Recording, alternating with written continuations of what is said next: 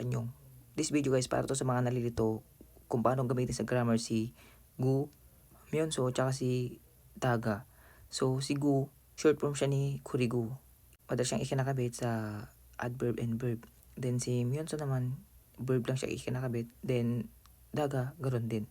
So unahin natin si Gu. Madalas siya itong maririnig sa loob ng kami, lalo sa mga amo.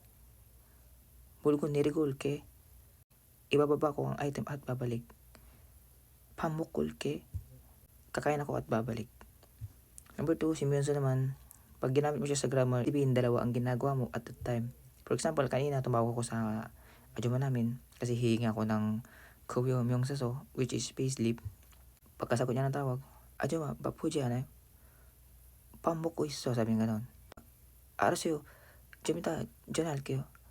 왜? 할 말 있어? 네. 밥 먹으면서 얘기해. Sabi-sabi nun, habang kumakain siya, mag-uusap kami. Or sasabihin ko. And then si Daga naman, meron kang ginagawa na isang bagay din nailipat yung atensyon or natigil. For example, 밥 먹다가 전화 받았어요. Makain ka, then biglang may tumawag sa'yo and sinagot mo, then nahinto yung pagkain mo. So, ganun siya. So, sana nakatulong, lalo sa mga bago.